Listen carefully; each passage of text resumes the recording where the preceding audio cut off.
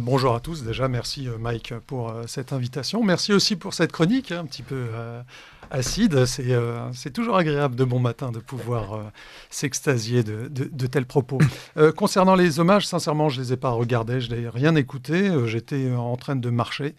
Voilà, depuis 46 jours maintenant, c'était 46 jours Oui, parce qu'il faut dire, voilà, totalement coupé du monde. vous marchez entre Albi et Bruxelles, 1500 km contre la pédocriminalité et vous êtes réalisateur. Voilà, déjà, pourquoi cette marche? Bah, en fait, l'idée de départ, c'est que je suis quand même militant pour les droits des enfants et contre la pédocriminalité depuis maintenant 16 ans. Et président d'association depuis 2016, représentant d'une ONG reconnue d'utilité publique de droit marocain. Et donc, force est de constater qu'ici en France, malheureusement, les droits des enfants ont été d'année en année totalement occultés, quoi. Ça devient de pire en pire, en fait. Et c'était vraiment un triste constat. Je me suis dit à un moment donné où, effectivement, qu'est-ce que je peux faire, moi, en tant que responsable associatif pour essayer de faire changer les choses? Est-ce qu'il y a une possibilité? Voilà, j'ai eu cette idée un petit peu folle, un petit peu farfelue, on peut dire, de marcher 1500 km. Départ, c'était le 1er février. J'ai marché 46 jours consécutifs jusqu'à mon arrivée à Paris pour le grand rassemblement à République, à 14 heures aujourd'hui. Je dis bien République parce qu'au départ, c'était à Bastille. Mais bon, les belles joies de la préfecture nous ont malheureusement assigné le mauvais endroit. Même sur même sur la défense des enfants, la préfecture de Paris met quand même des bâtons dans les roues. Enfin, c'est fou quand même. Disons qu'on on a énormément communiqué sur la place de la Bastille à 14 heures et on a reçu hier soir, très tard, le justificatif en fait du lieu. Et le lieu, c'était République. Pourquoi République et pas la Bastille? En fait, on avait demandé tout simplement, et ça depuis longtemps, départ de la Bastille jusqu'à République. Et c'était un cortège. Je crois qu'ils ont retenu que la fin du cortège et ils ont dit pas de cortège, vous arrivez à votre point de chute, ça sera République, point barre, quoi. Et puis bon, on n'avait pas trop le temps de communiquer là-dessus, donc là, c'est un petit peu dommage, mais bon, on va réceptionner les gens à Bastille et puis les rediriger vers République. Heureusement, il n'y a que quelques centaines de mètres, enfin, il y a 1200 mètres à peu près à pied, donc une dizaine de minutes, c'est rapide, donc on va se retrouver tous sur la place de la République. Mais effectivement, l'idée de cette grande marche contre la pédocriminalité était effectivement de mettre un petit peu un focus sur ce fléau qui gangrène notre pays. Mais malheureusement, force est de constater que les médias, en règle générale, ne jouent pas le jeu. C'est pour ça que je tiens à te saluer. Merci pour... Mais c'est un grand plaisir et je pense que c'est un sujet dont il faut parler, surtout lorsque l'on voit ces hommages à M. Frédéric Mitterrand. Je suis d'accord avec Nicolas Stocker lorsqu'il dit qu'il ne croit pas trop dans la version de Frédéric Mitterrand pour dire voilà, que ce n'étaient pas des jeunes garçons. Lorsqu'on voit ces hommages, on sent quand même qu'il y a quand même une forme de pédocriminalité d'élite. Et donc l'élite se protège aussi sur ces questions. Alors moi, je vais être un petit peu plus direct. La pédocriminalité d'élite, pourquoi pas? Moi, j'ai envie de dire la pédocriminalité culturelle française. Parce que culturelle française. Ah oui, bien sûr. Moi, j'ai marché 46 jours d'affilée, entre 20 et 40 km par jour, avec des lives. C'est-à-dire, je démarrais le matin de très bonne heure quand je partais, du début de l'étape jusqu'à l'arrivée, c'est-à-dire que le live était ouvert et les lives, on avait des gens qui venaient, qui en parlaient, qui parlaient de leurs problématiques et tout, mais derrière, ça n'a jamais suscité un véritable élan on va dire, d'adhésion. On a fait ce que j'ai fait là à Place de la République, on l'a fait à Montpellier, Place de la Comédie, on était une dizaine de personnes. On l'a fait à Marseille, au Vieux-Port, à l'Ombrière. C'était pareil, on était une trentaine de personnes. On l'a fait le 1er mars à Lyon, Place Bellecour, pareil, on était un peu moins d'une centaine. Donc c'est là où on se dit, pourtant il y a eu beaucoup de communication en termes de réseaux sociaux, on a inondé les réseaux sociaux. Mais derrière, malheureusement, les gens ne se bougent pas pour les enfants. Mais pourquoi ils ne se bougent pas? Mais est-ce qu'ils se bougent déjà, ne serait-ce que pour une action quelconque? Ça aussi, c'est une question que je me pose. Je vais te poser la question autrement. Dis-moi la dernière fois que tu as entendu parler d'une grande marche d'un grand rassemblement, d'une grande manifestation contre la pédocriminalité Non, dans ça ce c'est pays. vrai, jamais. Jamais. C'est vrai, jamais. Je te repose la même question pour le pouvoir d'achat, les acquis sociaux, la retraite, etc. Ah, ça, c'est sûr que même si je remarque que par exemple pour la retraite, c'est une France de la fonction publique, voilà, c'est pas le kidam, on va dire, qui va marcher pour la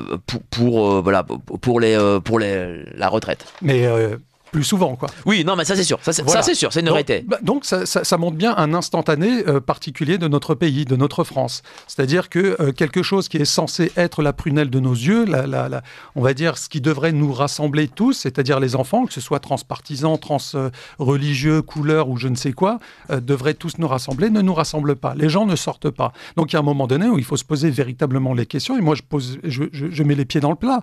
La France est-elle un pays de culture pédocriminelle ?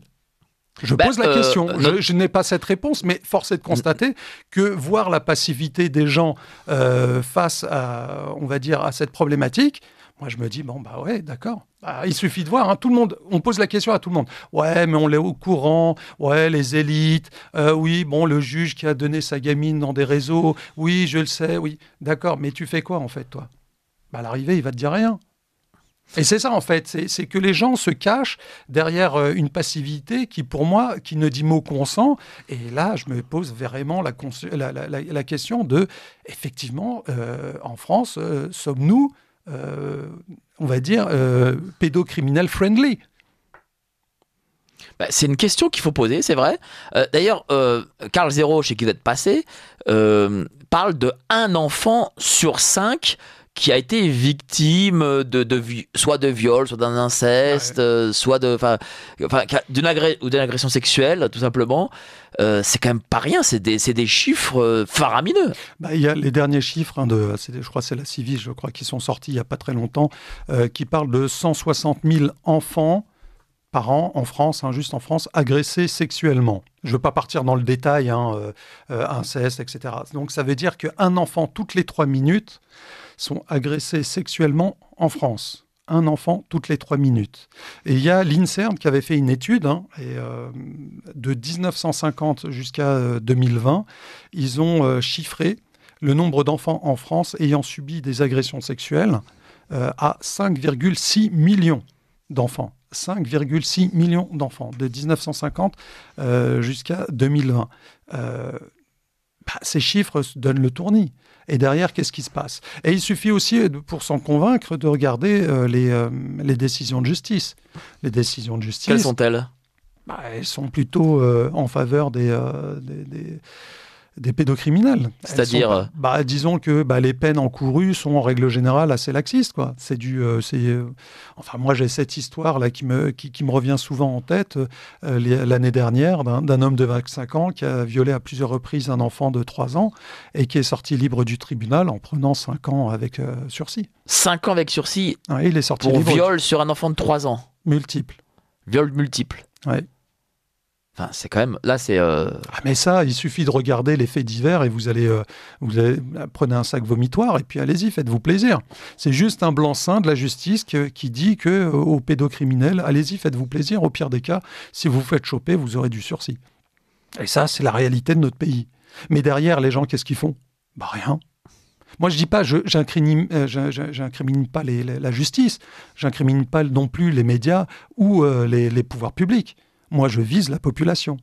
Je vise la population parce que si, moi, les 46 jours que j'ai marché, les presque 1200 kilomètres que j'ai parcourus, on était des milliers à marcher côte à côte contre la pédocriminalité, croyez-moi que les choses auraient changé rapidement. Mais c'est vrai que vous avez raison, parce que je vais prendre l'exemple de la crise sanitaire. Lorsque les pouvoirs publics ont imposé ce que pour moi étaient des sévices contre les enfants, que ce soit les masques, la façon dont on les traitait à l'école, etc. Et que les parents étaient favorables à ces mesures contre leurs enfants, ça montre quand même une certaine mentalité. On a envie de dire que effectivement, le français, à quel point il est devenu, on l'a infantilisé, on l'a retiré déjà de ses prérogatives de parent. Il n'a plus, on va dire, cette capacité même à pouvoir dire non, à réfléchir, à se dire ok. Pour mes enfants, qu'est-ce qui est bien, qu'est-ce qui est mal. Il attend qu'on réfléchisse à sa place et qu'on décide à sa place. Et là, effectivement, c'est un peu la même chose. Est-ce que c'est générationnel que réfléchissent à sa place? C'est-à-dire que, est-ce que, par exemple, les anciens d'avant-guerre étaient de la sorte? Ou c'est vraiment nous, voilà, moi je suis né en 81, alors je sais pas, peut-être pas loin de là. Voilà, donc on est de la même génération. Donc est-ce que c'est nos générations qui sommes devenues lâches et faibles? Ouais, je pense, c'est possible. C'est possible. C'est possible. En tout cas, ce qui est sûr, c'est que y a beaucoup de lâches. Énormément. Énormément. Sinon, les gens se soulèveront contre cet état de fait, en tout cas contre la pédocriminalité. Je vais me concentrer là-dessus, puisque c'est par rapport à ça que je me bats. Et effectivement, moi, je vois que oui, la plupart des gens, soit sont des lâches, soit ils acceptent totalement ce qui se passe. Ils acceptent. Honnêtement, ils acceptent.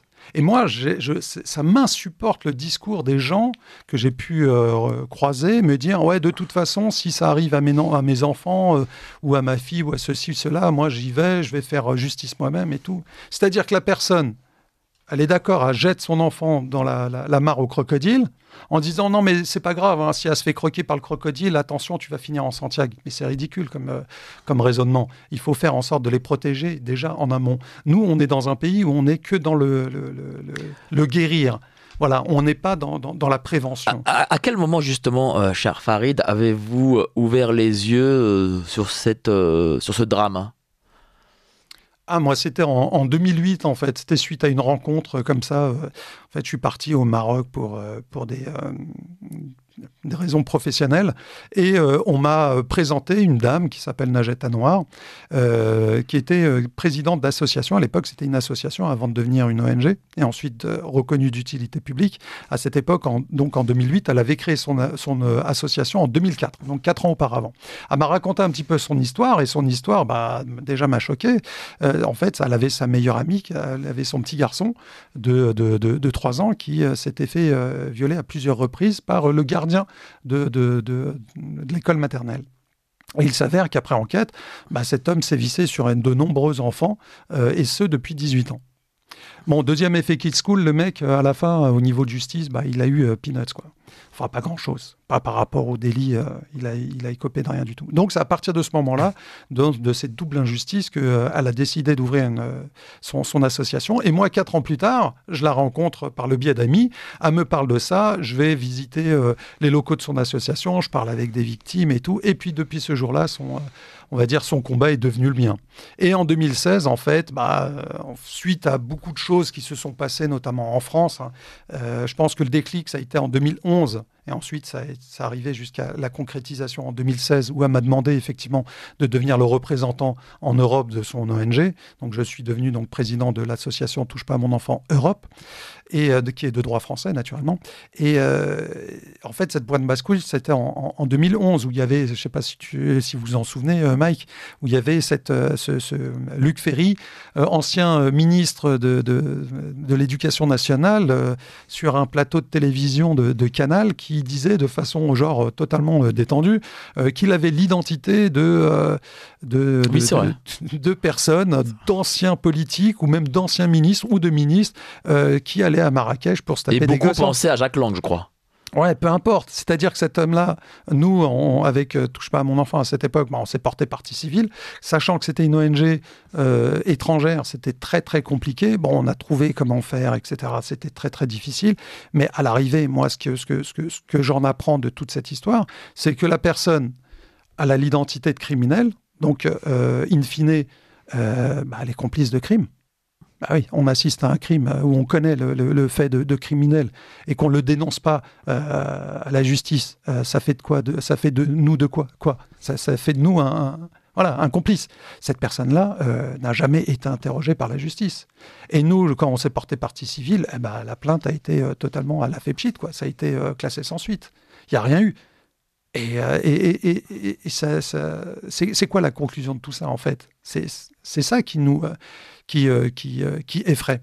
Et moi, depuis 2016, je vois effectivement que ça empire. Ça empire, pas seulement au niveau de la pédocriminalité, mais à tous les niveaux, que ce soit au niveau de l'éducation nationale, que ce soit au niveau de l'ASE, l'aide sociale à l'enfance, on en parlera. Il y a énormément de choses qui englobent la pédocriminalité française. Et moi, en fait, quand j'ai marché, le doux, on va dire, le doux souhait que je caresse, même pas secrètement, c'est que la lutte contre la pédocriminalité soit déclarée grande cause nationale. Mais bon. Mais ça n'en prend pas le chemin. Non, mais en plus avec quelqu'un à la tête de notre pays qui, je suis désolé, a commencé une relation alors qu'il était mineur avec une personne qui avait non seulement autorité sur elle et en plus de ça, avait 40 ans, c'est mal barré pour les gosses. Alors, vous avez parlé de l'ASE, et pour le coup, ça aussi, c'est quelque chose que je n'étais pas au courant il y a quelque temps, mais il se trouve que j'ai interviewé un jeune de l'ASE, et il m'a expliqué un peu le système où ces jeunes sont théoriquement ils sont pris en main par l'État théoriquement, mais ils sont laissés quasiment à l'abandon, parfois même aux mains de violeurs qui peuvent être soit des éducateurs, soit des compagnons de chambre, enfin. Et ça, en vrai, tout le monde s'en fout, en fait. Oui, bien sûr. En plus de ça, lorsque il y a des faits de viol au niveau de l'ASE, quand c'est qualifié... Alors, expliquez-nous ce que c'est déjà l'ASE. L'ASE, c'est l'ex-DAS, en fait, ASE, l'aide sociale à l'enfance. Donc, il faut savoir qu'à l'heure actuelle, il y a 244 000 enfants qui sont sous la coupe de l'aide sociale à l'enfance. C'est pas rien quand même. 244 000 enfants en France, c'est pas rien. Et ça, il faut savoir que malheureusement, en règle générale, les enfants, effectivement, sont livrés à eux-mêmes. Et il n'y a pas de suivi scolaire, il y a beaucoup de décrochage. Des fois, il y a des enfants, moi j'ai énormément de familles qui me contactent, qui n'ont plus de nouvelles de leurs enfants depuis 1 an, 2 ans, 3 ans, ils sont dans le secret. Il y a beaucoup d'abus.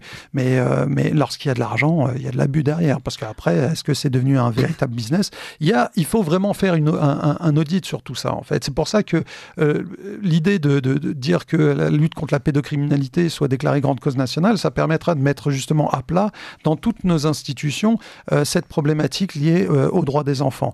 Et le problème de l'ASE est un des plus gros problèmes, parce qu'effectivement, c'est l'État qui est responsable des enfants. L'État doit protéger les enfants et ne les protège pas. Parce que déjà, les plus gros, on va dire, pédocriminels en devenir, ce sont déjà les enfants eux-mêmes. Parce que le nombre de viols qu'il y a au niveau de cette institution, c'est pas les éducateurs qui violent les enfants en règle générale.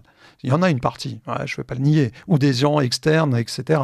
Mais c'est surtout les enfants entre eux, oui. Ouais, voilà. Par exemple, un ado de 15 ans va violer une enfant de 9 ans. Oui, par exemple, j'ai appris par ce jeune que j'avais interviewé que des enfants de 7, 6, 8 ans, enfin des très jeunes, sont en compagnie d'adolescents. Ouais. C'est-à-dire que de 16, 17 ans, c'est pas normal. C'est comme si on mettait des jeunes de maternelle avec des collégiens ou des lycéens. Enfin, je veux dire, c'est pas parce qu'ils sont mineurs qu'ils doivent être tous ensemble. Enfin, je pense. Hein. Non, mais au-delà même d'être ensemble ou pas ensemble, c'est surtout l'encadrement. Oui, l'encadrement, bien sûr. Il n'y a pas d'adultes. Où les adultes, ils sont là, ils ne font pas leur travail d'éducateur. Faut savoir que pour être éducateur, c'est quoi? Je crois que c'est 18 mois de formation. Voilà, 18 mois de formation. Et derrière, on peut devenir éducateur. Et puis, et pourtant, l'ASE touche beaucoup d'argent. Oui, bien sûr. C'est une multinationale quasiment. C'est régional, en fait. C'est la région, donc c'est politique. C'est un système politique qui dirige ça. Effectivement, ça brasse des milliards. Sans oublier ce scandale qui fait que l'ASE prend des enfants à des familles normales, on va dire, qui n'ont pas de problème spécifique. Et après, parce que la délation, parce que je ne sais quoi derrière. Ces choses-là, vraiment, j'invite certains à y mettre leur nez, les auditeurs à y mettre leur nez, parce que c'est un vrai scandale d'État dont il y a, pour le coup, une omerta Mais parce que les gens s'en tapent. Les gens s'en foutent, c'est tout. Bon, ils se disent, ouais, les enfants qui sont placés, de toute façon, c'est des enfants à problème. Pas forcément, en plus. Non, bien sûr. Non, mais ça, c'est ce que disent ces gens-là. Et donc, ils disent, tant que ça m'arrive pas, bah, écoutez, pourquoi je vais me casser la tête et pourquoi je vais commencer à réfléchir et à me poser des questions par rapport à ça. Donc, le problème, c'est quoi? C'est effectivement, à partir du moment où les Français et les Françaises auront pris conscience, et je pense qu'ils l'ont déjà pris, conscience de ce fléau. À tous les niveaux, au niveau, tous les niveaux, que ce soit l'éducation nationale, que ce soit au niveau régional, l'aide sociale à l'enfance, etc. Il y a beaucoup, au niveau protection numérique aussi des enfants, il y a énormément de choses à dire. À partir du moment où ils diront qu'effectivement, c'est nous qui faisons force, la politique, c'est un rapport de force. À partir du moment où par exemple, tout à l'heure, à 14h, j'espère qu'on sera nombreux à République, à Place de la République, à Paris, et que effectivement la place soit noire de monde pour dire non à la pédocriminalité, là, ils se poseront des questions. Mais si on est une centaine de personnes, il n'y aura rien qui va changer. Et le problème, c'est ça, c'est que les gens ne veulent pas s'unir et ne veulent pas se mobiliser contre la pédocriminalité. C'est quelque chose qui, on ne va pas me dire, ouais, ça fait peur ou ce genre de choses. Non, ça ne mobilise pas parce que les gens n'ont rien à cirer des gosses. Je le dis comme je le pense. Après autant d'années à travailler pour les enfants, après autant de jours à marcher et aller on va dire, en direction des municipalités, des associations ou même des victimes, parents de victimes, de magistrats, etc., malheureusement, les gens en ont absolument rien à faire des gosses. Je veux vous dire, bon, vous avez un discours dur et je pense qu'il faut avoir aussi un discours dur et je pense que vous avez raison. Souvent, quand je manifestais contre le pass sanitaire et pour les soignants suspendus, etc., enfin à l'époque de la crise sanitaire, on parlait entre manifestants et les gens me disaient oui, mais plus de monde viendra lorsque on piquera en gros leurs enfants. Alors, on n'a pas officiellement piqué les enfants, même si on l'a fait quand même. Bon, personne ne s'est levé en effet. Oui, non, mais c'est même pas vrai en plus. Parce que, comme je disais, le chiffre de l'INSERM, là, 1950, 2020, 5,6 millions d'enfants. 5,6 millions. C'est pas mes chiffres, c'est les chiffres de l'INSERM. Donc, c'est quelque chose qui est censé être sérieux. Ils sont où, les gens? Que ce soit les victimes ou les parents des victimes ou les proches des victimes, ils sont où? C'est vrai. Ils sont où? Après, je veux bien qu'ils soient dans le déni. Mais il y a un moment donné où si vous voyez que... C'est des choses que l'on cache souvent, d'ailleurs. Ouais, quand c'est dans une famille, on le cache, on n'en parle pas. Non, mais on n'est pas obligé d'assister à une manifestation et de renflouer, on va dire, les rangs d'une manifestation en venant avec une pancarte « Je suis victime ». Juste ma présence va faire poids. Il n'y a que ça qu'on demande. Mais on ne demande pas le CV ou tout le parcours, tout le process de la personne. C'est pas ça qu'on demande. On demande juste qu'on fasse contrepoids par rapport à justement cette situation qui est intenable. Moi, je peux marcher 1500 km pour essayer d'alerter. Je peux faire des interviews radio, je peux appeler les médias, je peux appeler les députés, les sénateurs. Mais les enfants, eux, qu'est-ce qu'ils peuvent faire? À part être victimes et se taire. C'est notre responsabilité, nous, d'adultes, d'être la voix de ces enfants. C'est de notre responsabilité de les protéger. Et ils sont où, ces adultes? Ils sont où? Ils ne les protègent pas. Il n'y a rien qui est fait. Silence radio. On regarde nos chaussures ou on attend que ça passe. Et ça, c'est juste minable. C'est lamentable et c'est lâche. Et tous ceux qui sont comme ça, ils me donnent envie de vomir. Vous avez vu, j'imagine, des enfants pour leur parler de leur souffrance. Qu'est-ce qu'ils vous disent, ces enfants? Il y a quelque chose qui m'est revenu souvent, parce que j'en ai fait des documentaires. La première chose, moi, qui m'a marqué vraiment, tous, c'est ils me remerciaient. Ils me remerciaient de les écouter. Ils me remerciaient de porter leurs paroles. Et ça m'a... C'est ça aussi qui m'a donné envie de marcher. Parce qu'un enfant, vous voyez, il a 7 ans, 8 ans, et il vous regarde dans les yeux, il dit merci. Merci de faire en sorte que ça n'arrive pas, ça n'arrive plus à d'autres enfants, et que vous allez, avec ses mots à lui bien sûr, que vous allez raconter mon histoire, et que les gens vont enfin nous protéger. Rien que ça vous donne comme qui dirait une mission. Et voilà, j'ai marché, et je vais continuer à marcher, je reprends la route lundi jusqu'à Bruxelles. Mais malheureusement, moi, tout seul à marcher, ça va rien changer. Mais comment... Moi, honnêtement, hein, je vous le cache pas, Mike. Hein, naïvement, je pensais que ça allait susciter, on va dire, un certain émoi, une certaine émulsion, qui aurait quelque chose. En fait, non, pas grand-chose. Ça signifie quoi, la société française est malade? C'est pour ça que j'ai parlé au départ de culturel, que c'est culturel en fait. C'est culturel. Personne s'offusque du couple présidentiel. Personne s'offusque du couple présidentiel. C'est culturel. Personne s'offusque de l'histoire de ce qui s'est passé. Vous savez, hein, ça a bon dos, ça, Polanski, avec justement son histoire. On dit, ouais, tout le monde est sorti, là, soi-disant, les grands penseurs, avec leurs phrases à vomir. Il faut savoir dissocier l'artiste de l'homme ou ce genre de conneries. Mais ça, les gens, ils ont regardé, ils ont dit, ah oui, d'accord, oh, c'est vilain. Et puis, ils passent à autre chose. Et pas seulement, il y en a plein. À la télévision, il y a des gens qui ont été multicondamnés qui sont toujours à la télévision. Est-ce que les gens se sont rassemblés devant les chaînes de télévision ou devant l'Arcom pour demander des comptes? Non, rien. Ils regardent la télévision. Ah, regarde, c'est... d'accord. Tout le monde savait. Il a fait une chronique tout à l'heure pour Frédéric Mitterrand. Est-ce que les gens se sont soulevés? Non. Il a même eu des hommages. Voilà. Et les gens, c'est qui? C'est la population française. Ils savent se soulever. Le peuple français s'est soulevé à chaque fois. On a cette étiquette à travers le monde, comme quoi on fait grève pour tout et n'importe quoi, sauf pour les enfants. Ça prouve bien quelque chose quand même. Je vis pas dans une autre dimension. Et là, ça passe. Là, on a des gens qui sont connus, qu'on sait, qu'ils ont été condamnés. Mais non, c'est pas grave. Ça passe. Allez-y. Donc, c'est de notre faute, nous, peuple français, d'accepter ça. Mais on l'accepte, pourquoi? Parce que peut-être qu'on est d'accord avec ça. Voilà, peut-être que moi, je suis à contre-courant à marcher en disant... Il faut se regarder dans une glace? Bien sûr, mais tout le temps. Peut-être que moi, je suis à contre-courant à dire, ouais, à lutter contre la pédocriminalité. Peut-être que c'est les gens, ils veulent ça. L'amour libre entre enfants et adultes. Et ça me rappelle quoi? Ça me rappelle effectivement, pendant les années 70, cette tribune signée dans Libération, avec des grandes sommités, Sartre, Simone de Beauvoir, d'ailleurs Jacques Lang et Mazeneff, pour justement favoriser ou ne plus pénaliser l'amour entre enfants et adultes. Et ça, c'était pendant les années 70. C'était en France. Il suffit de regarder, il y a plein d'épisodes de l'INA qui sont disponibles sur YouTube ou d'autres plateformes où vous voyez Mazeneff, les gens tout autour, quand ils racontaient cette tribulation avec des enfants, tout le monde était en train de ricaner, en train de pouffer de rire. Qui d'autre encore, quand on a Cohn-Bendit, c'est en train d'expliquer que c'est magnifique de se faire déshabiller par une enfant de 5 ans et que les interlocuteurs en face de lui sont en train de glousser comme des porcs, en train de dire « vous me troublez ». Ça, c'est français.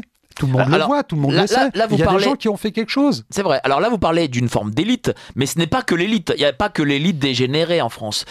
Nous, petits peuples aussi, peut-être sommes à l'image de cette élite. Mais bien sûr. Mais absolument. Si une personne regarde et elle trouve ça normal, bien sûr, vous savez, hein, regardez dans le cinéma, c'est tellement beau, ça fait tellement rêver. Hein. Le Pygmalion avec sa muse, la muse elle a 14 ans et le Pygmalion en a 40. Mais ça, c'est incroyable. D'ailleurs, ils ont créé des termes rien que pour ça. Quoi. Même le terme pédophilie, mais comment ça? Moi, je suis cinéphile, moi j'aime le cinéma. Mais comment on peut utiliser le terme de pédophile? Non, c'est des pédocriminels. Et c'est pas de la pédophilie. On n'aime pas les enfants comme ça, de cette façon-là. C'est de la pédocriminalité. Il faut criminaliser déjà l'acte. Même le fait d'y penser, c'est criminel. Donc je suis désolé. Le terme pédophilie, on peut être haltérophile, j'aime pousser de la fonte. On peut être cinéphile, j'aime le cinéma. Mais on ne peut pas être pédophile et aimer les enfants. Ce terme doit être banni des dictionnaires, doit être banni du vocabulaire. Et les gens doivent appeler, tel que ça doit être appelé, pédocriminalité et pédocriminel. Juste sur l'utilisation des mots, ils essayent d'enrober, tu vois, quelque chose de criminel, quelque chose de dégueulasse avec des jolis mots. Mais il y a aussi, pour le coup, rien que ça, c'est problématique. Une réalité, et ça, là-dessus, je vous rejoins évidemment. L'État met en place l'éducation sexuelle. Il amène des transgenres, etc., dans les écoles.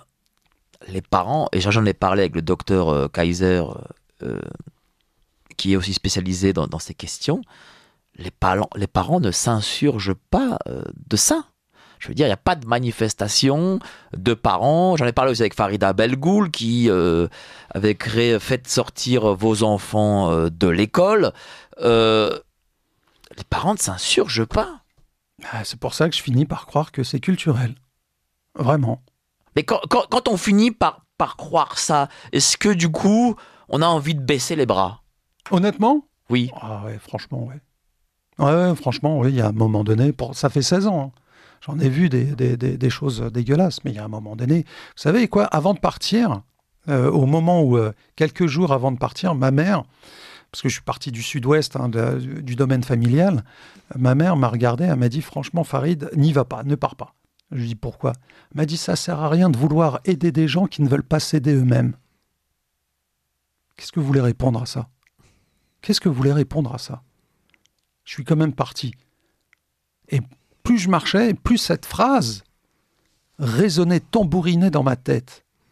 Et je finis, honnêtement, à 46 jours, presque 1200 km de marche, je finis par me dire, mais ouais, en fait, elle a raison. Elle a raison. Pourquoi vouloir aider des gens qui ne veulent même pas s'aider eux-mêmes? Là, on va se rassembler à Place de la République, tout à l'heure. Il n'y aura personne. Même les victimes ou les familles de victimes ne seront même pas là. Mais quand on est dans quand on voit ça, c'est-à-dire cette réalité, qu'est-ce qu'on en tire? Quel est son constat? Qu'on ne fait plus partie de ce monde. Que c'est fini? Que, en fait, cette société ne peut que mourir? Je ne sais pas si elle va mourir, mais en tout cas, ce qui est sûr, c'est que moi, je suis à contre-courant. À partir du moment où on est à contre-courant d'une société, est-ce qu'on a véritablement sa place dans cette société? Moi, je me pose la question. Je me dis, Farid, t'es arrivé à un stade où... C'est une remise en cause. Est-ce que là, on est en pleine remise en cause? De moi-même, bien sûr. En fait, pas par rapport à mes convictions. Mes convictions sont celles-là et resteront celles-là. Mais ma place dans cette société, ma place dans ce pays, où je me dis, il y a un pays qui a perdu tout sens de valeur. En tout cas, toutes les valeurs pour lesquelles je me bats et que je prône, la protection des enfants, je vois qu'effectivement, c'est foulé aux pieds. Et que je suis arrivé à un stade où j'essaye de faire en sorte de changer les choses et ça ne change pas, qu'est-ce que vous voulez que je fasse? J'ai cette image, si vous pouvez me permettre cette allégorie, j'ai l'impression, je me vois comme étant au rez-de-chaussée d'un bâtiment où je vois au premier étage, vous savez, une sorte de grande baie vitrée où il y a toute une famille ou des amis et tout le corps, une sorte de petit... où les gens sont là en train de... Et moi, je suis en bas en train de crier. Et juste au rez-de-chaussée, il y a le feu qui commence à se déclarer. Et comme le feu, vous savez, qui monte, il descend pas. Là, il est en train de monter. Et là, je crie. Je dis, descendez, protégez vos enfants et tout. Et les gens au premier étage me regardent avec des yeux ronds, façon de dire, c'est qui cette énergumène? C'est qui ce bonhomme qui gesticule dans tous les sens? Et qui, eux, ils continuent à vaquer à leur petite vie. Moi, je crie, je dis attention, le feu monte, vous allez faire attention, protégez vos enfants, sortez de là, etc. Eux, ils me regardent, ils s'en fichent. Naturellement, le feu finit par arriver à rattraper et à bouffer, à engloutir leur appartement. Les enfants se font brûler, tout le monde se fait cramer. Et à l'arrivée, qu'est-ce qui se passe? Oui, mais pourquoi vous ne nous avez pas prévenus? Ça fait des années qu'on essaye de prévenir tout le monde. On est ces gens que au moment où on était en train de crier, vous nous critiquez en train de dire non, mais vous êtes dans le déni, vous êtes dans l'abus, vous êtes dans ceci, vous êtes dans cela. Moi, je suis arrivé à ce stade où je continue à crier et j'ai l'impression que personne m'entend, en fait. Personne m'entend. Pourtant, les faits sont là. Je ne demande pas qu'on me croie sur parole. J'ai envie de dire, Google est ton ami, hein, vas-y, fais tes recherches. D'ailleurs, la meilleure des choses, c'est que chacun fasse ses recherches sur la pédocriminalité. Et malheureusement, là, en règle générale, rien n'est fait. Mais que ce soit au niveau de l'État, de toute façon, l'État, il voit, c'est simple, hein, l'État, c'est un rapport de force, comme je l'ai toujours dit. La politique, c'est un rapport de force. Si on était nombreux, on gagnerait ce bras de fer. Là, malheureusement, on n'est pas nombreux. L'État, il regarde qu'effectivement, la passivité de la population vaut quitus de toutes leurs actions. Donc, qu'est-ce qui se passe? Il continue. L'éducation sexuelle, pourquoi voulez-vous qu'il ne continue pas les préconisations de l'OMS? Bien sûr. Parce que derrière, le peuple ne se... je vais vous poser des questions. Le peuple ne réagit pas. Je vais vous poser des questions d'auditeurs. Tout ce que l'intervenant dit sur la pédocriminalité est très intéressant. Je souhaiterais signaler l'assaut rendez-nous-nos-enfants.org. Cette association a été créée par Hélène Lombard et elle dit, encore d'autres questions qui arrivent, et elle dit qu'il y a derrière chaque aveu un réseau pédophile et que 80% des enfants placés par l'ASE sont violés. De nombreuses jeunes mamans que je rencontre ont aussi subi des sévices sexuels. Une d'elles avait même entamé une transition à laquelle elle a finalement décidé de renoncer dans le cadre de mon association Laissez-les vivre, SOS Future Mère. Bon, c'est l'ASE, voilà, un témoignage de l'ASE de ce que l'on a dit, quoi. Elle parle de 80% des enfants placés à l'ASE sont violés. Je ne sais pas si ce chiffre est réel, mais en tout cas, je pense qu'il ne doit pas être très loin. Le chiffre, je ne sais pas, je ne pourrais pas parler sur les chiffres, mais même s'il y avait un seul enfant, c'est déjà trop. C'est clair. Alors, merci de défendre l'abbé Mathieu Raffray, attaqué en justice par Robert Berger pour avoir cité la Bible à propos de Sodome et Gomorrhe. Ah bah ça c'était pour le truc d'avant. Tiens. Monsieur vient de dire que la pédophilie est représentative de la France. Je suis choqué par la pédophilie, la pédocriminalité des élites. Au Maroc, les élites françaises allaient se faire des enfants. Ils les droguaient, les battaient jusqu'à les supprimer. Finalement, les Marocains n'ont rien fait ou rien dit. Voilà, ça aussi, on va me dire que c'est culturel. J'ai l'impression que tous les pays connaissent ces crimes. Alors, j'aimerais bien rebondir sur ça, parce qu'il y a des choses qui sont... voilà, en parlant du Maroc, parce que moi, j'ai fait un documentaire qui s'appelle Maroc, l'innocence sacrifiée, par rapport à cet état de fait. Bien sûr, à partir du moment où il y a un seul cas, déjà, c'est un cas de trop.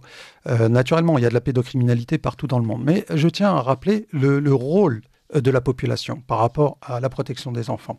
Je parlais par exemple de l'année dernière du cas de cet homme-là de 25 ans qui a violé à plusieurs reprises un enfant de 3 ans. Il est sorti libre. Le juge, là, qui donnait sa fille de 11 ans, je crois, ou de 13 ans, je ne sais plus quel âge elle avait, et pareil, il a fini par bracelet électronique, bref. Au Maroc, à la même période, l'année dernière, on a eu à peu près le même cas où une enfant de 11 ans s'est fait violer à plusieurs reprises par 3 adultes. Première instance, c'est passé, ils ont eu entre 10 mois de prison et 2 ans pour le commanditaire principal. Tollé général. Nous, au niveau de Touche pas à mon enfant au Maroc, on a fait ce qu'on avait à faire. Il y a eu des organisations de manifestations. Même spontanément, le peuple est sorti dans la rue. Bref, c'est devenu quelque chose de vraiment incroyable. Sitting devant palais de justice, sitting devant au niveau du ministère, interpellation au niveau des médias. Bref, le peuple marocain s'est soulevé comme un seul homme pour dire stop. Qu'est-ce qui s'est passé ?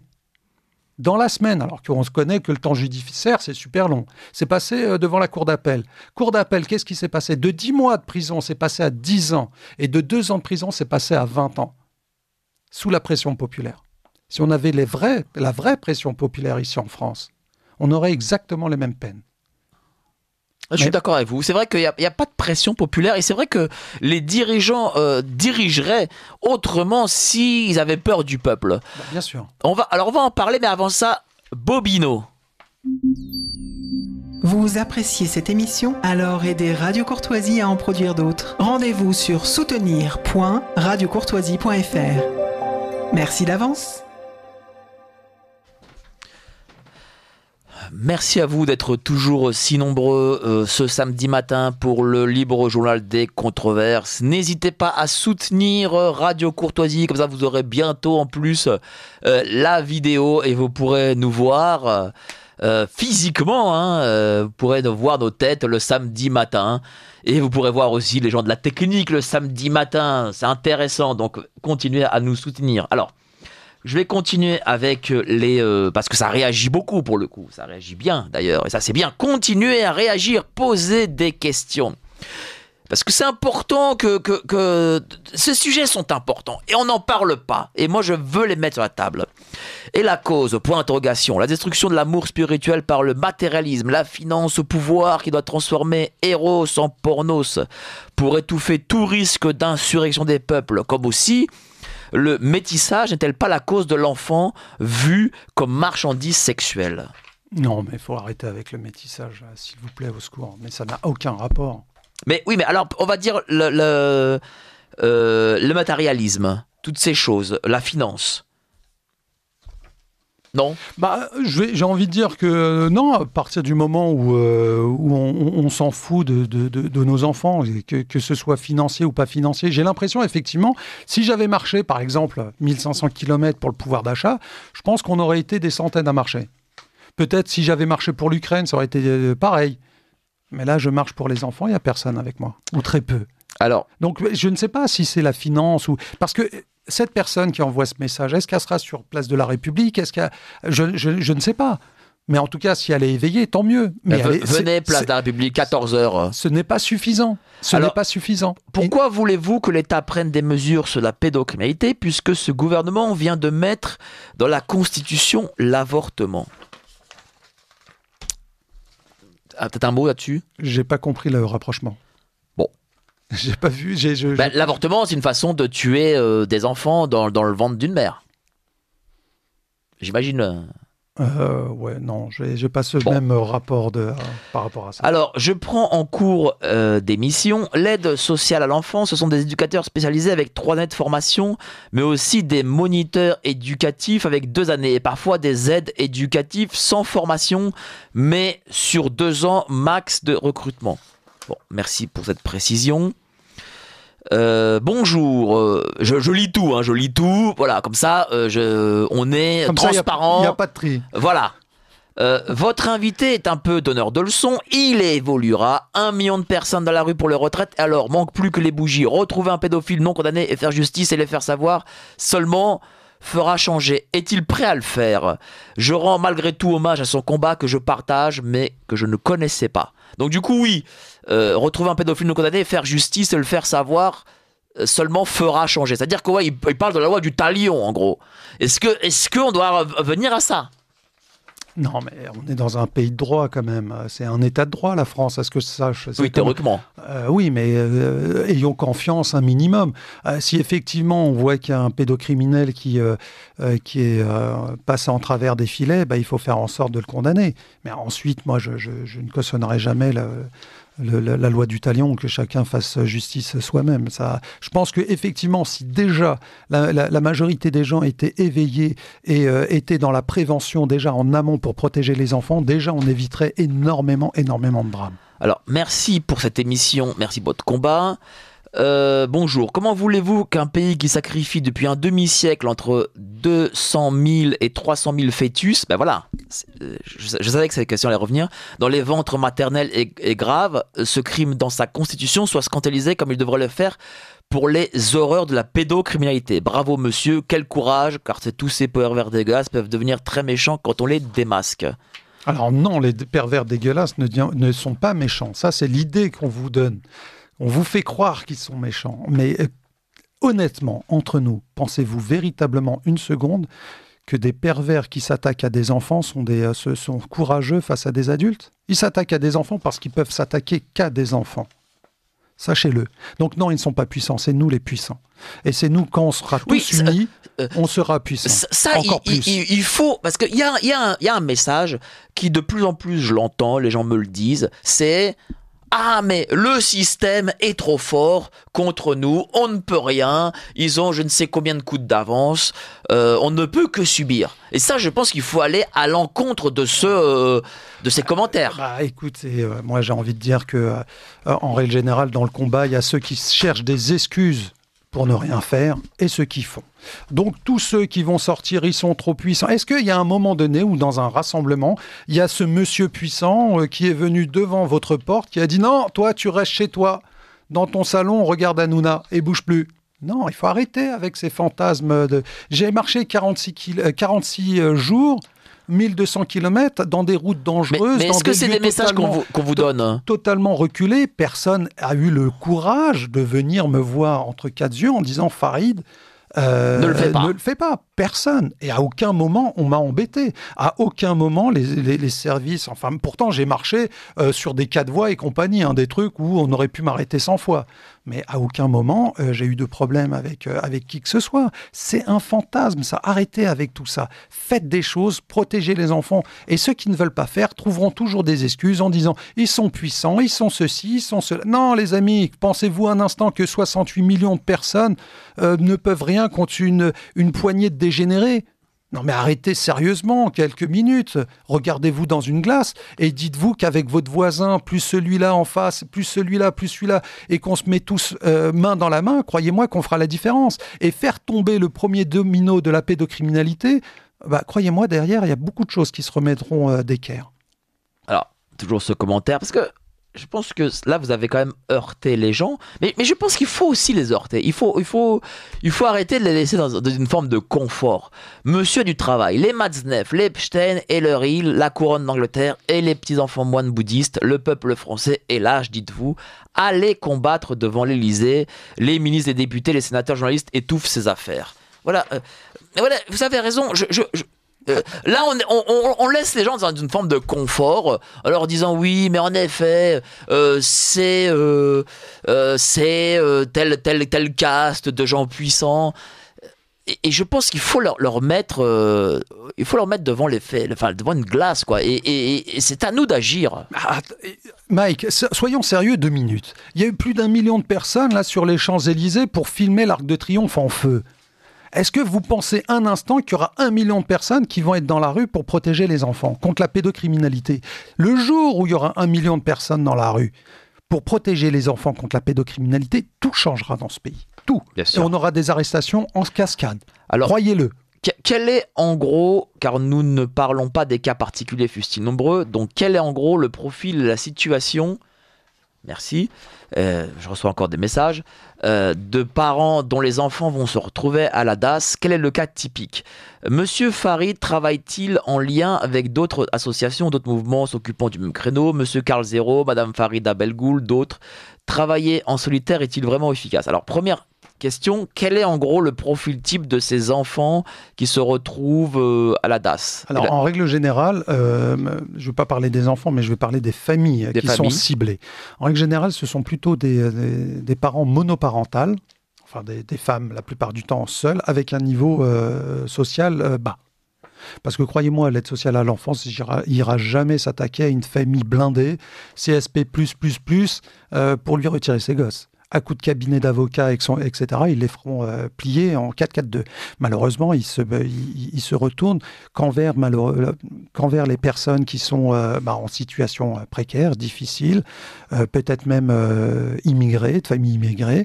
Et voilà, et on leur prend parfois même, j'ai vu des cas où ce n'était pas justifié. C'est-à-dire que le placement aurait pu se faire au sein de la famille proche. Les grands-parents ou les oncles ou les tantes, voilà.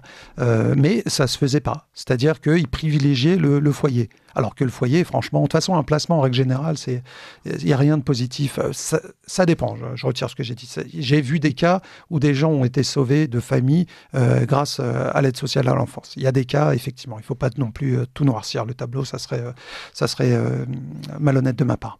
Mais effectivement, si en règle générale, le profil type, c'est femmes seules élevant des enfants avec un revenu bas. Donc voilà. Mais en règle générale, c'est malheureux ce genre de cas. C'est parce qu'il y a très peu de possibilités de retour en arrière. Dès qu'un enfant est placé, après pour le récupérer, c'est très long, très difficile. Et que deviennent justement ces enfants après 18 ans? Jetés à la rue. Débrouillez-vous à 18 ans plus un jour, ça y est, ils sont obligés de quitter. Ils sont livrés eux-mêmes. Et d'abord, c'est pour ça qu'il y a ce chiffre, je crois, c'est un SDF sur 4, je crois.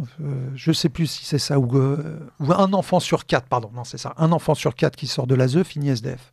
Un enfant sur 4 qui sort de l'ASE. Sachant qu'il y a 250 000 enfants. Je crois que c'est ça. Je crois que c'est ça le chiffre. Donc, sachant qu'il y a 250 000 enfants à l'ASE, donc à peu près 50 000 enfants ou plus, 60 000 enfants, seront SDF. En tout cas, ils n'auront pas une situation confortable à la sortie, ça c'est sûr. C'est un chiffre glaçant quand même. Il faut le confirmer surtout, mais j'ai vu passer ça, ce chiffre-là. J'espère me tromper. Mais vous savez, j'ai eu un chiffre, parce que j'ai reçu une dame, journaliste, Madame Sarah Frick, Sarah, qui est une lanceuse d'alerte. Voilà, qui est lanceuse d'alerte. Elle était ici à votre place et elle m'a dit qu'il y avait 400 000 sans domicile fixe en France, alors que M. Macron avait parlé de zéro en 2018, qu'il allait en avoir zéro. Enfin, ces chiffres sont glaçants. Hein. Ça démontre quand même ce qu'est devenue la société française. Sarah a les bons chiffres puisqu'elle s'occupe effectivement directement de SDF et par rapport à des aides qu'elle fait. Donc, j'ai confiance en ces chiffres, effectivement. Alors, à partir du moment où délinquant sexuel ou autre a purgé sa peine, on ne peut plus rien faire contre lui. Bon, ok. Après, ça dépend. Regardez ce qui est fait aux États-Unis, par exemple. Aux États-Unis, il y a un fichier des délinquants sexuels. Oui, tiens, est-ce qu'il faudrait un fichier peut-être comme ça ? Bien sûr. Est-ce que vous, par exemple, vous avez des enfants de bas âge, vous voulez savoir si votre voisin il a été condamné ou ce genre de choses, ou que vous prenez un babysitter ou une babysitter et que vous sachiez au moins un minimum si elle a été condamnée pour ce genre de choses. C'est quand même... Pour moi, c'est normal. C'est un minimum. C'est un minimum qu'on sait protéger au moins nos enfants. On n'a même pas cette information. Mais regardez, en Amérique, pays de démocratie libérale, comme la France, il y a ce fichier. Mais en France, on a beaucoup de tabous. Oui, comme par exemple, je sais pas moi, les quotas, par exemple, c'est quelque chose qui effraie énormément, parce que naturellement, si on commence à chiffrer au niveau des quotas, on se verrait que énormément de fantasmes sont véhiculés dans notre pays, mais pas seulement. Mais faut savoir que la France, quand même, en parlant des États-Unis, la France est le deuxième pays le plus gros consommateur de contenu pédopornographique en ligne, juste derrière les États-Unis. Et j'ai appris ça. Par Madame Soma Yara Cellier, qui m'a dit aussi qu'elle était le plutôt le troisième producteur aussi de contenu, c'est-à-dire de troisième producteur de contenu et deuxième consommateur. Ouais. Enfin, c'est fou, quoi. C'est pour ça que je parle de culture. Ouais. Oui, si on a autant de pédos dans ce pays, c'est qu'il y a autant de consommateurs. Quand même, le deuxième pays au monde. Consommateur et producteur. Et troisième producteur. Ça, le troisième, je ne savais pas. C'est un chiffre qui est encore plus effrayant. Donc, posez-vous les questions, les amis. Ce pas des chiffres qu'on invente. Ce pas des choses qu'on sort de notre chapeau. C'est pour ça qu'effectivement, le fait de cette grande marche contre la pédocriminalité, je vois de jour en jour que au niveau de la population, ça n'a pas l'élan que j'aurais pu espérer. Parce qu'en ayant des chiffres comme ça en tête, on comprend énormément de choses. Alors, merci pour cette émission. Ce que dénonce Farid est glaçant, mais son combat est important et je le salue. Merci. Le problème principal des Français, c'est la jalousie et la mauvaise foi. Il y a des hommes capables d'en finir avec cette décadence. Il y a des hommes capables, seulement la jalousie. On ne va pas mettre un type pareil à la tête de l'État. La jalousie, l'orgueil et la mauvaise foi. D'ailleurs, c'est simple à prouver, mais je préfère me taire avant d'exploser. Oui. Ça, c'est intéressant de voir, effectivement, ça rejoint un petit peu la question de l'autre auditeur sur les associations. Est-ce qu'il y a des liens avec les associations et tout ? Moi, je travaille avec des associations, notamment les Petits Cœurs Blancs, qui est une association qui est nouvelle, mais qui œuvre énormément, notamment par rapport à l'éducation nationale. Et les programmes que Gabriel Attal, d'ailleurs, c'était intéressant d'analyser cette séquence, où quand il parlait, il bégayait, le pauvre garçon, on sentait bien qu'il n'était pas très à l'aise dans ses baskets quand il parlait de l'éducation sexuelle à l'école. Et cette association, justement, se bat pour ça. Et c'est vrai qu'on n'est pas nombreux à essayer de se joindre, de se fédérer. Moi, c'est vrai que quand j'ai commencé la Grande Marche contre la pédocriminalité, j'ai contacté toutes les associations de France et de Navarre. Et malheureusement, je n'ai pas eu l'écho Qu'est-ce qu'elles vous ont répondu ? Que j'aurais espéré. Pour la plupart, c'est resté lettre morte, quoi. Donc, c'est triste. Alors, mais enfin, messieurs, les parents hurlent, mais personne ne les écoute. Plus ou pire, on fait taire les parents. Non. Si je le dis, par exemple, je vais prendre encore... J'aime bien faire des comparaisons. Vous prenez un bottin téléphonique. Chacun de nous, on a une petite feuille de ce bottin, une petite page de ce bottin. Un bottin téléphonique, prenez-le à deux mains, essayez de le couper en deux. Impossible. Nous, on est chacun nous, toi, Mike, moi, etc., vous, les auditeurs, vous êtes une page de ce bottin. L'État, c'est quoi ? Quand on est désunis, il vient, il déchire chaque page. et il peut mettre en miettes tout le bottin téléphonique. Par contre, si on était unis, on est ce bottin uni, là, l'État, il ne pourra pas le découper en deux. C'est exactement pareil. Les parents, par exemple, si par une école où il y a 1000 élèves, il n'y a que 10 parents, 10 familles qui se soulèvent. Mais elles vont se faire laminer par l'éducation nationale. Mais par contre, vous avez 1000 familles qui se soulèvent. L'éducation nationale ne pourra absolument rien faire. Et ça, c'est pareil partout. Donc arrêtez de voir de la puissance là où il n'y en a pas. C'est nous qui sommes puissants. Mais pour cela, il faut qu'on soit moins égoïste et qu'on soit unis. Bravo pour vos paroles et votre combat juste, courageux et digne. Notre société est profondément malade et nous profanons nos enfants pour que cela cesse. La peine de mort serait un bienfait social, Montjoie, Saint-Denis. Mais, alors c'est une dame, mais je remarque que les femmes sont quand même plus proches de vos combats que les hommes. Oui, c'est vrai. En marchant, j'ai vu ça. J'ai vu qu'effectivement, les hommes, ils sont pas là, ou très peu. Mais les femmes, elles sont nombreuses. Il y a encore une auditrice c'est vrai. Qui dit « L'intervenant a entièrement raison, mais ce n'est qu'un petit groupe de gens les plus informés qui s'intéressent au sujet. L'information doit être rendue publique, rendue beaucoup plus accessible à tous les parents d'élèves notamment. » C'est-à-dire, les femmes prennent à cœur ces sujets. C'est vrai. Voilà. Il est une auditrice encore. Il est juste de parler de pédocriminalité au lieu de pédophilie.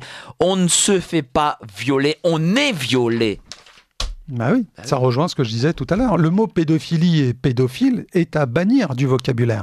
C'est un mot qu'il faut rayer définitivement du dictionnaire. Il faut parler de pédocriminalité et de pédocriminel. Et là, j'ai un monsieur qui me dit « Bonjour, 1,5 million dans la rue contre le mariage homosexuel dit pour tous. Quel résultat ?» Voilà. Pourquoi il y a cette différentielle entre les hommes et les femmes dans ce combat contre la pédocriminalité? Comment vous l'expliquez? Très sincèrement. Je sais pas. Je sais pas parce que je suis un homme moi-même, donc et je combats ça. J'ai ce combat chevillé au corps et pour moi, ça devrait être quelque chose de totalement naturel. On ne devrait même pas se poser dans l'échelle de valeur des combats. Pour moi, il est au-dessus. Combattre pour les enfants, il n'y a rien de plus noble. Voilà. C'est triste à dire. Bon, il y a eu les gilets jaunes et tout, c'est très bien ce qu'ils ont fait. Ils se sont battus pour des causes, mais se dire qu'on s'est fait arracher un œil ou arracher une main pour 20 centimes d'augmentation dans le gasoil, c'est pas très glorieux, mais il n'y a personne qui risquerait de se faire arracher une main ou un œil pour les enfants. C'est vrai.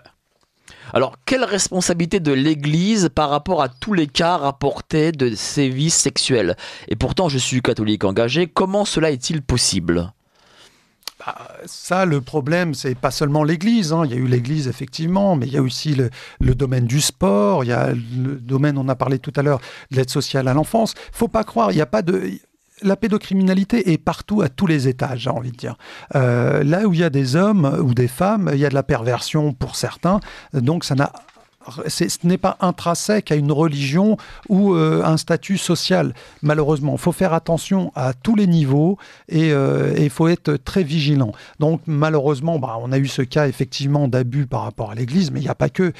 Souvenez-vous de ces affaires, notamment au Royaume-Uni, liées au football, où il y avait des jeunes enfants dans des clubs de foot, des très jeunes qui se faisaient violer, et je crois qu'ils ont rapporté des chiffres astronomiques sur plusieurs années.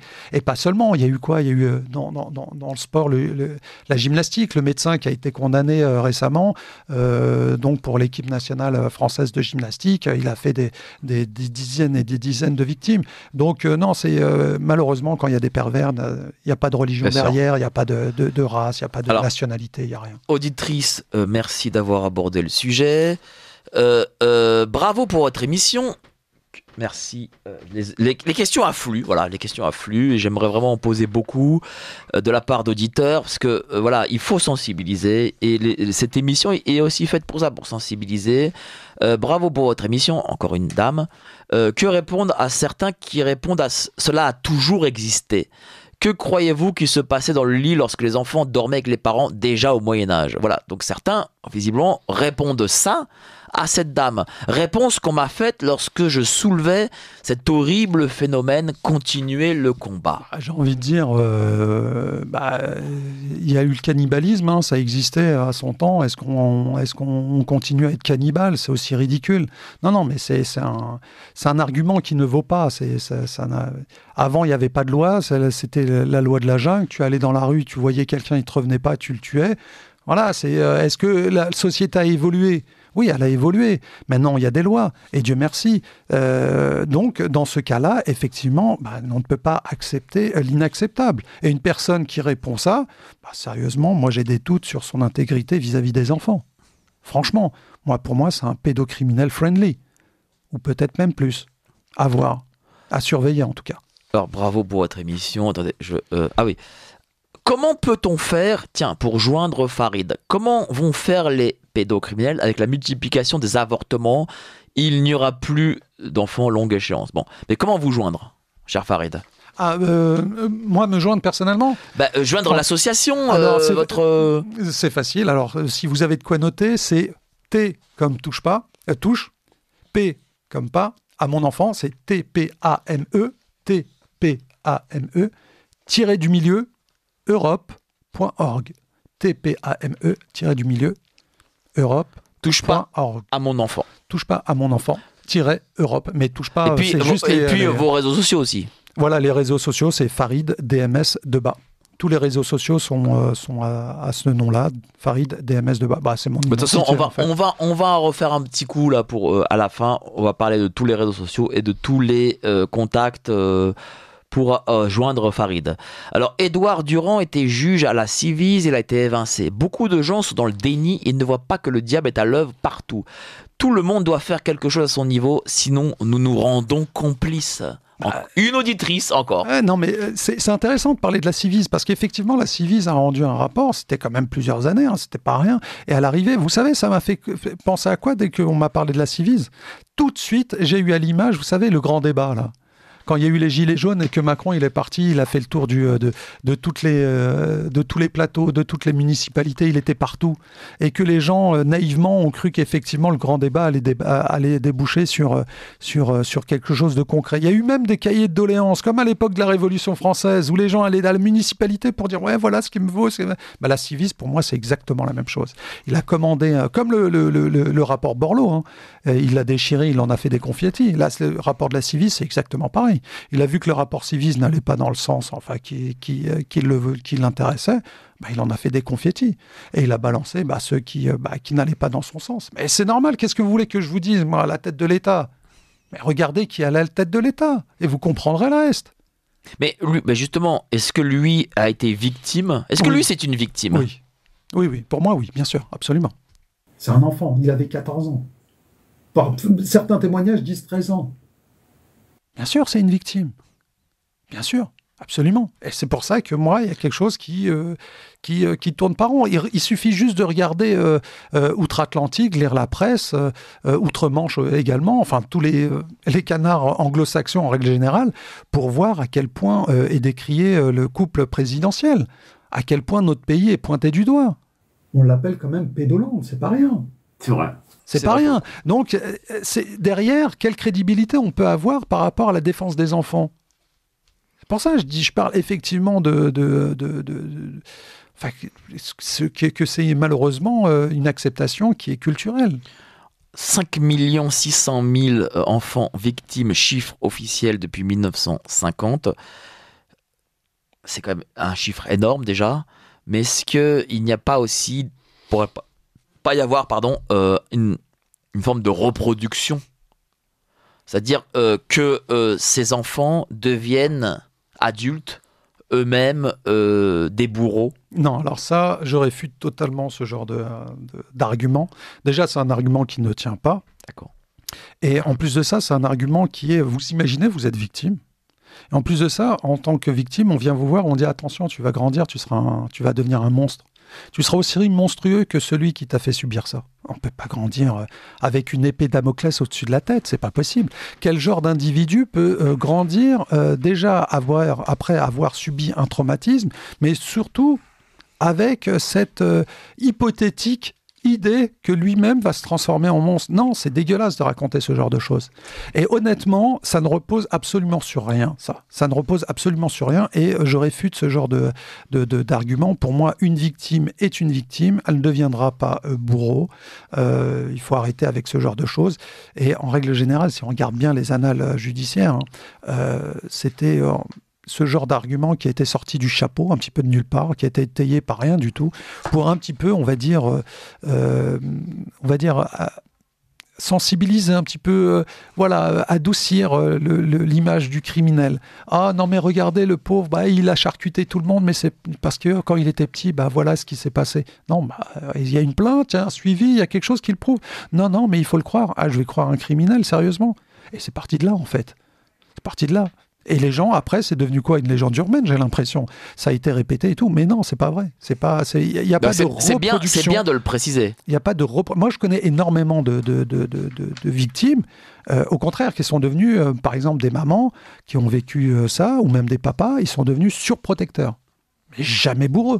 Par contre, surprotecteurs. C'est-à-dire qu'ils sont très au fait de ce qui se passe à l'extérieur et ils sont devenus surprotecteurs. C'est la seule chose qu'on peut leur reprocher. Trop d'amour. Mais est-ce que trop d'amour tue?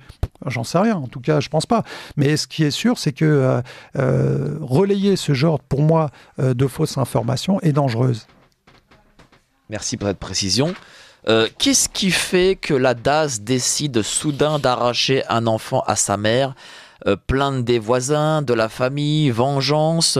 Est-ce surtout pour des raisons économiques, de salubrité, de santé ou autres? Point d'interrogation. Il y a plusieurs cas. Il y a des cas auxquels effectivement c'est justifié. Le placement est justifié, la famille est dysfonctionnelle, l'enfant est en danger, etc. Ça, c'est une chose. Et puis il y a d'autres cas où effectivement le placement est dit abusif. Où là, on peut éviter le placement ou même le mettre chez la famille proche, les oncles, la tante, les grands-parents ou ce genre de choses. Mais en règle générale, c'est pas le cas. Et mais c'est sûr, à partir du moment où effectivement, quand l'enfant est placé, il est placé dans un environnement qui n'est pas sécurisant. On en a parlé tout à l'heure, où les enfants sont livrés à eux-mêmes, ne sont pas protégés. Parfois même, en règle générale, il y a des viols qui sont commis entre enfants eux-mêmes dans les foyers. Ou même parfois, quand ils sont placés dans des familles, c'est un des membres de la famille qui abuse des enfants. Bref, tout ça fait que l'État a une responsabilité envers ses enfants, envers ses familles, et un placement finit toujours par un drame, en règle générale. Donc, vraiment, c'est le dernier des derniers recours. Mais malheureusement, ce n'est plus le cas à l'heure actuelle. Et quand l'argent rentre en compte, parce que c'est une manne d'argent incroyable, ce sont des milliards chaque année, quand l'argent rentre en compte, il peut y avoir des abus et il faut se poser les bonnes questions, mettre le nez dessus. Les gens, renseignez-vous, il n'y a rien de mieux, il faut être curieux dans ce genre d'affaires. Soyez curieux, mettez le nez dedans et vous allez apprendre des choses. Voilà. Et demandez aussi des comptes auprès de vos présidents de région, parce que c'est de leur responsabilité. Oui, c'est eux qui gèrent les ASE. Oui, c'est pour ça que c'est politique. C'est pour ça que ce sont des enjeux politiques. Parce que c'est une instance politique, comme tout, remarque, on va me dire. Mais elle, c'est direct.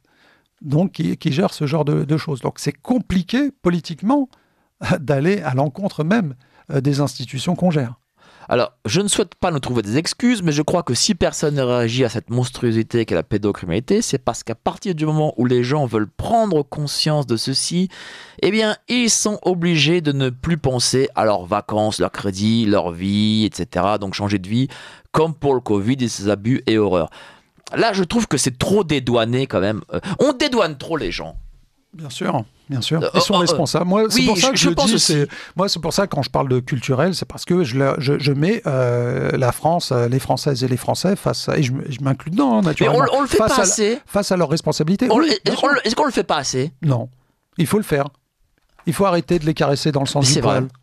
Il faut leur dire les choses claires et nettes. Et même un ami, comme on dit, un vrai ami, c'est une personne qui vous dit les choses, toutes les choses, même celles qui font pas plaisir. Et là, je suis désolé, je suis pas votre ami, on se connaît pas.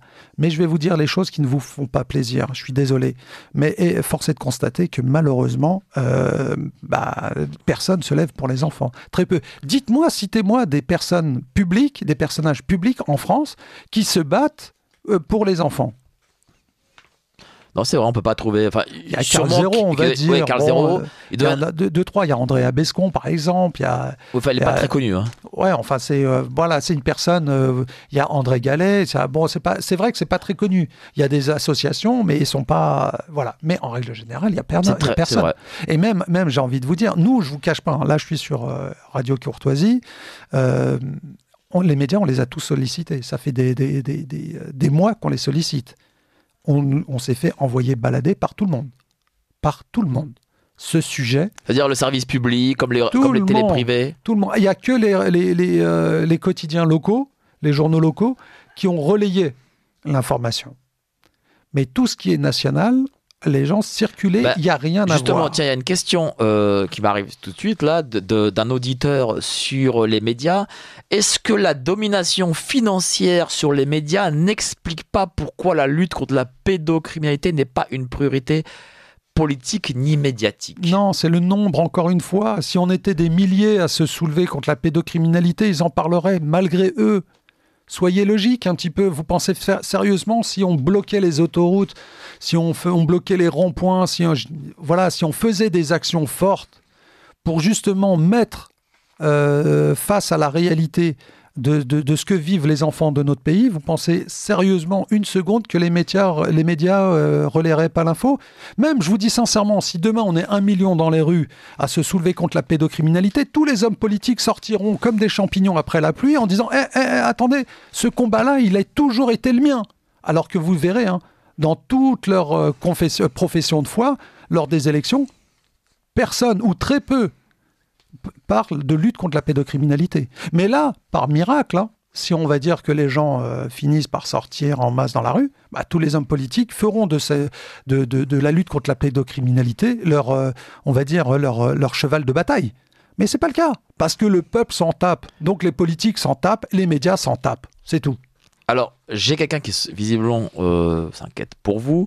Je crains que lorsque Farid se retrouvera enfermé brutalement par ruse en psychiatrie pour trouble à l'ordre public, si ce mouvement venait à prendre de l'ampleur, il change radicalement d'avis quant à la nature fort malveillante des pédocriminels et avorteurs et réfléchisse enfin au lieu évident entre les deux. Il est hélas aussi naïf que je l'étais il y a 3 lustres. L'État voyou n'acceptera jamais que vous vous structuriez en masse. Je prie pour vous et pour que plus tard vous me donniez tort dans ma désillusion. Ça fait 16 ans qu'on me sort le même charabia. Faut arrêter. Non mais il y a des gens aussi, franchement, ils sont dans la lutte totale. C'est parce qu'ils ont connu un parcours de vie peut-être que chaotique pour eux. Ils vont le retranscrire pour tous les autres. Non mais votre réalité n'est pas forcément la mienne, les amis. Il y a un moment donné où venir comme ça, balancer un témoignage en disant que ça sert à rien et tout, non, c'est contre-productif. Donc non, il faut arrêter avec ce genre de choses. Il n'y a personne qui m'a menacé, il n'y a pas de grand méchant loup derrière. Soyons unis et il n'y a que les lâches qui restent enfermés. Mais en effet, vous avez raison, soyons unis. Alors, il reste 5 minutes d'émission et j'aimerais quand même... qu'on puisse connaître votre association et que des gens de Radio Courtoisie viennent aussi aujourd'hui à 14h à Place de la République. 14h, Place de la République. Vous serez bien visible ? On l'espère en tout cas. On va être au centre en fait. On D'accord. sera au centre et puis voilà. Et j'espère qu'on sera nombreux. On va essayer d'être nombreux. En tout cas, moi je serai là, ça c'est sûr. Et voilà, que faire de plus que du bruit. Moi, l'idée de cette grande marche contre la pédocriminalité, c'était effectivement de pouvoir mener sur le champ médiatique la lutte. C'est compliqué, c'est difficile. Moi, tout seul, je pourrais rien faire. C'est ensemble qu'on pourra faire les choses. Vraiment, donc c'est ensemble. Vous êtes président de Touche pas à mon enfant. Europe, oui. Ouais. Touche pas à mon enfant. Europe, c'est quoi ? C'est donc une ONG ? Alors, Touche pas à mon enfant Europe est une association de droit français, donc loi 1901, qui a été créée en 2016, suite à la demande de Najat Anwar, qui est la présidente de l'ONG reconnue d'utilité publique marocaine, Touche pas à mon enfant.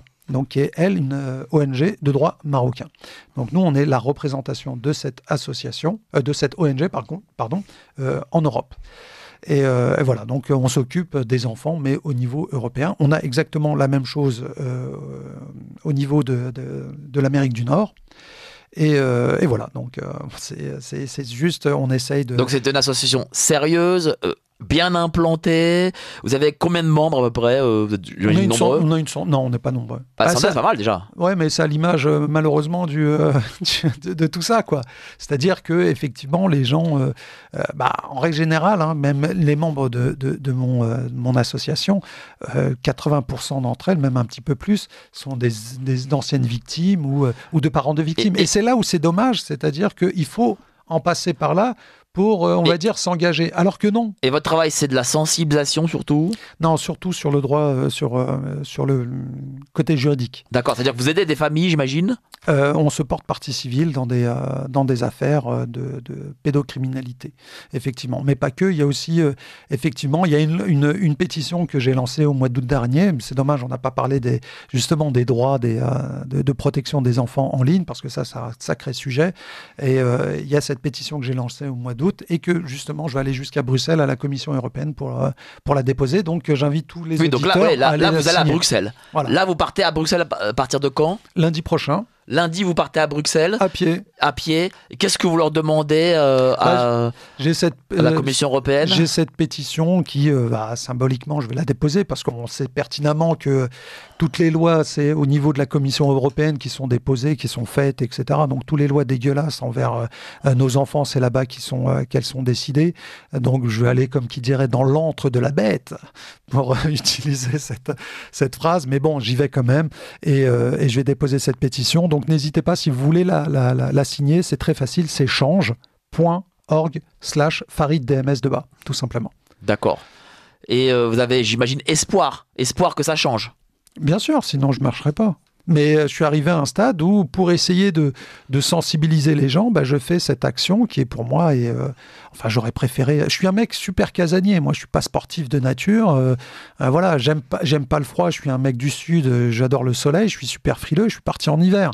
Je suis pas sportif, j'ai marché, je marche 1500 km, je suis casanier, je sors et voilà, j'aime pas le camping, peut-être que je vais dormir, il y a des moments où je dormais dans des endroits super insolites. Voilà, donc c'est comme ça. Je me bats pour des convictions et je pense qu'un homme sans conviction, une femme sans conviction est une âme perdue. Donc soutenez Touche pas à mon enfant, en tout cas Europe, si vous êtes en France. Venez à 14h, place de la République, c'est important. Il faut sauver nos enfants. Absolument, il faut les protéger déjà. Déjà de les protéger, c'est déjà beaucoup et en les protégeant, naturellement, on va les sauver. Merci à vous, cher Farid. Merci à vous, chers auditeurs. Passez un excellent week-end et nous, on se voit samedi prochain. Même endroit, même heure. Allez, salut, ciao.